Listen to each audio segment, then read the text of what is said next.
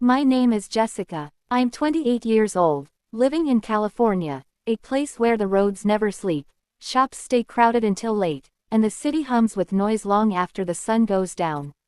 But my own life always felt quiet, almost ordinary. At least, that's what I believed. I work as a kindergarten teacher in a small, cheerful school not far from my apartment. My days are filled with the sound of little voices calling, Miss Jessica, over and over again.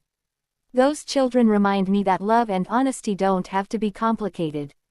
After school, I usually walk home through crowded streets, stop at the corner store for a few vegetables, and head back to my apartment. Most evenings, Brian is already waiting for me. He sits at the kitchen table with that calm smile that always makes me feel safe. Brian and I have been together for 10 years. 2 months ago, he proposed over a simple dinner. No grand gestures, no fireworks. Just him, me, and a question I had been waiting to hear. I said yes without hesitation. He had always been my safe place. Brian is thoughtful. He notices the little things. How I can't drink coffee without milk. How I double-check the door at night. He buys me flowers just because. He listens to me talk about the silly things children say, even when he's tired. To anyone looking in, we're the perfect couple. People tell me I'm lucky, and for a long time, I believed them. But there's always been one shadow I could never shake. Brian works at night. From the beginning, I thought nothing of it. He would leave around 10:30 and come home before morning. Whenever I asked, he'd smile, kiss my forehead, and say, "Don't worry, Jess. I'll be home soon." At first, I told myself love was about trust. But years passed, and I realized how strange it was.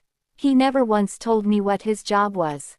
No company name, no role, no details at all. 10 years together, and I knew nothing about his nights.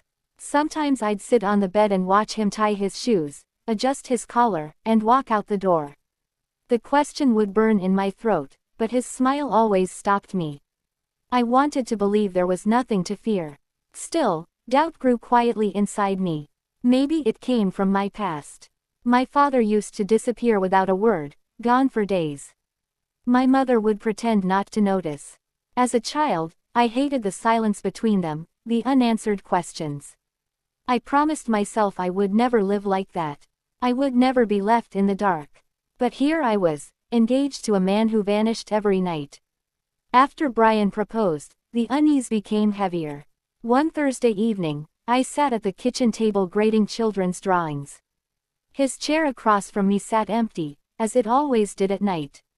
And then the thought hit me, how can I marry a man when I don't even know what he does?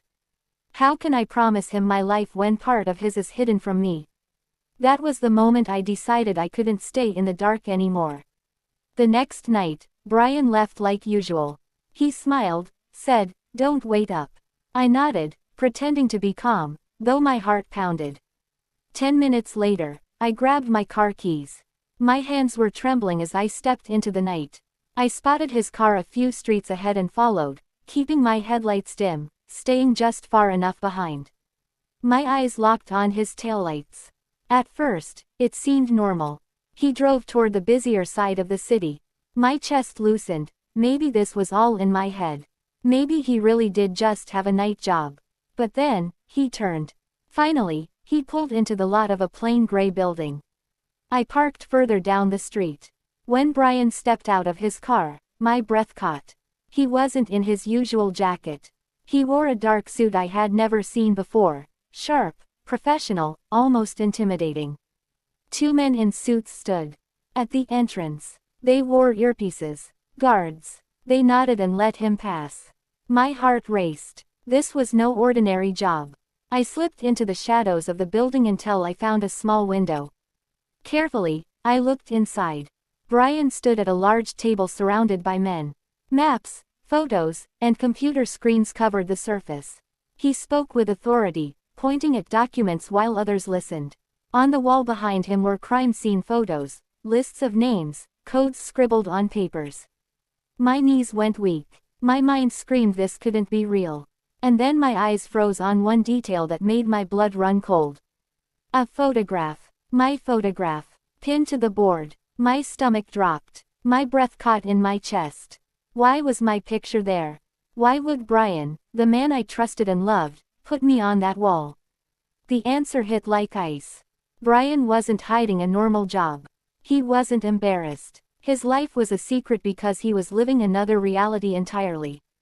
Brian was an FBI agent. And somehow, though I didn't yet know how, I was part of his mission.